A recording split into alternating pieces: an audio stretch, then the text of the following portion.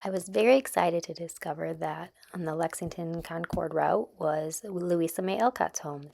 Orchard House, the black one, where she wrote Little Women, and then also her childhood home, The Wayside, where the stories that inspired the book actually happen.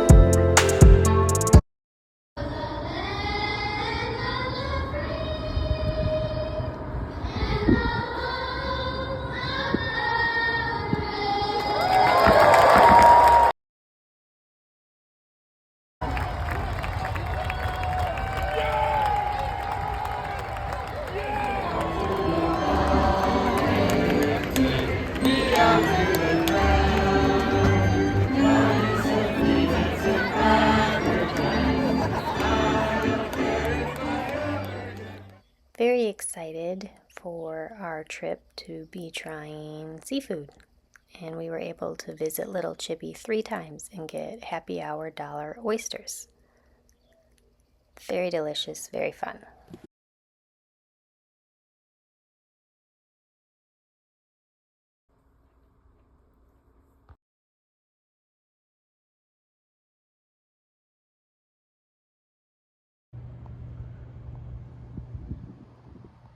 This house was very impressive.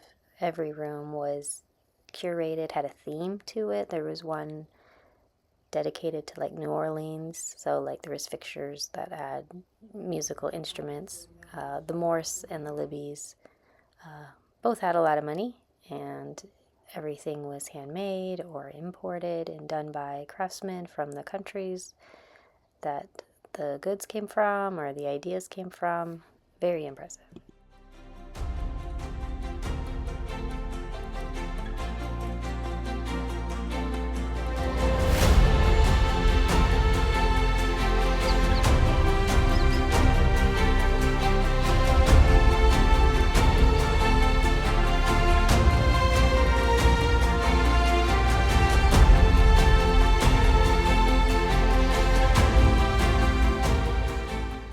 Types of lobster rolls. One is the Maine, where it is cold with like a cold mayonnaise, and the other one is Connecticut, where it is warm with warm butter poured over it. We really liked Bite into Maine, and I liked both lobster rolls equally.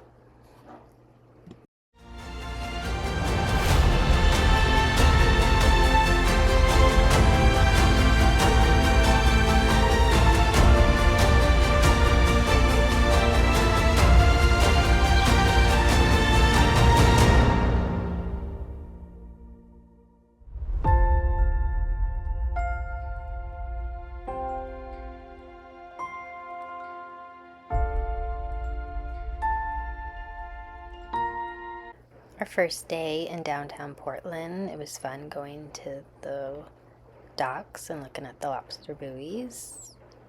Did not expect to see a cowboy on a horse in the city. That was interesting.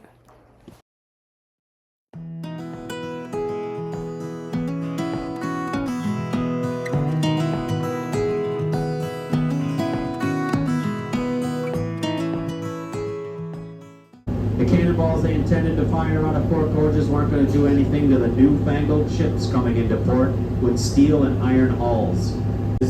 that were built from Cushing selling the land to 47 of them still owned by the same families today, over 130 years later.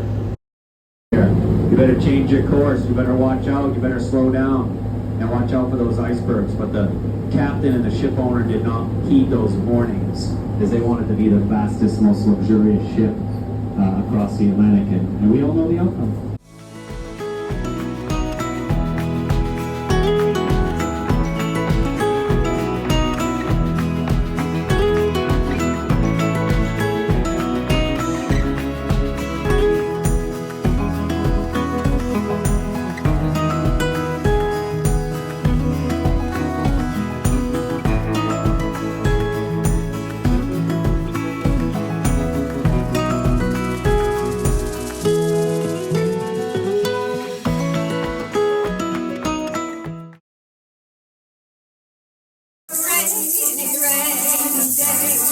And if you're a sweetie cry, just a smile will bring the sunshine and you'll never get wet. Oh, a smile, your umbrella on a rain.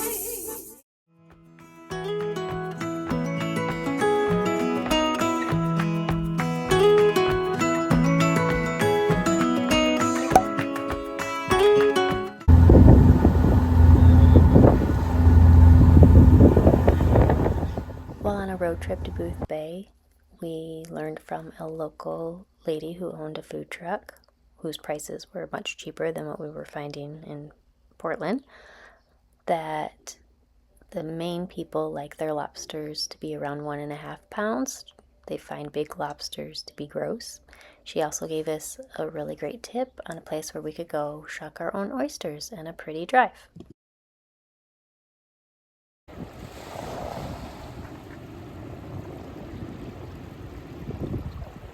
I attempted to shuck, and then I got scared as the knife slipped, so I made Nathan finish them. He got a little cut, but he managed to do it, and they were delicious. I'll flip it over just so that I don't lose any of the liquor, or as little as I can. Hinge. Standing helps with leverage. We're going in through the hinge, a little bit of wiggling. You're kind of doing this motion and then back and forth.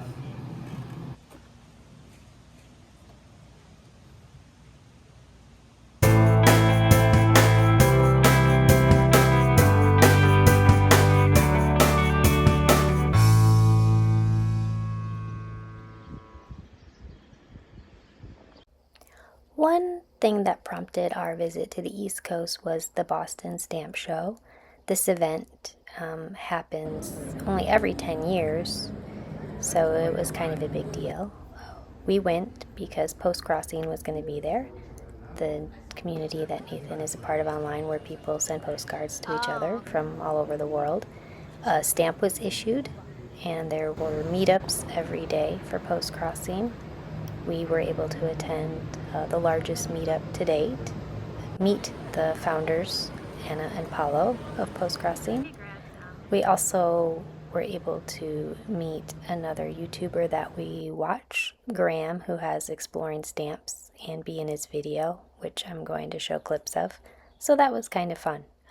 Also just looking at the different stamps and displays was very interesting. Seasoned postcrossers create stamps that have their username, so when they have to do a bunch of postcards, they can just punch it on there. Nathan forgot his at home, so he had to handwrite his username logo on everything.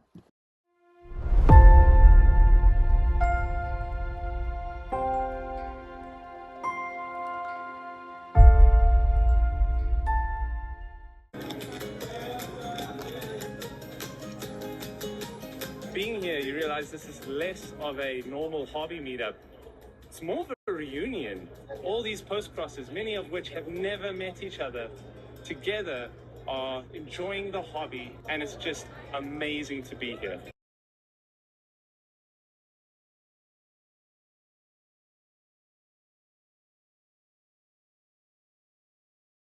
Of course, while in Boston, we did the Freedom Trail. It is 2.5 miles of a brick line that takes you through the city and visit 16 historical sites. So we got to see Paul Revere's house, the meeting house, the church where the lanterns were, a crypt, lots of graves, just all historical famous sites that I've only read about in books and got to see them in person. So very interesting.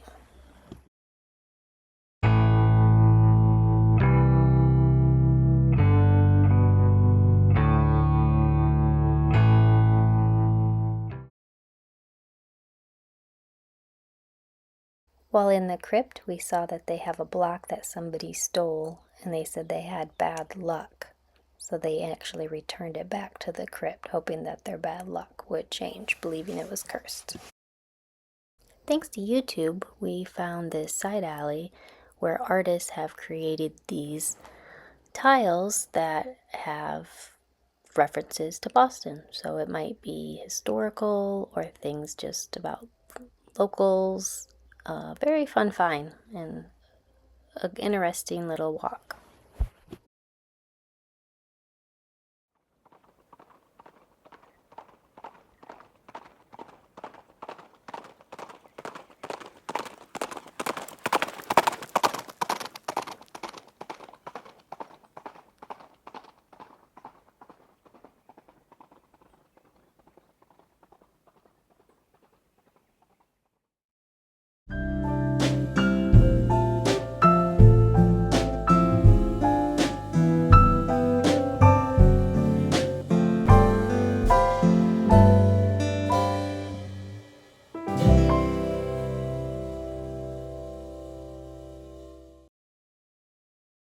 More uncertain by the day, where their futures are dictated by the whims of a far-off king and his parliament. Then should we not be granted the same basic rights as Englishmen?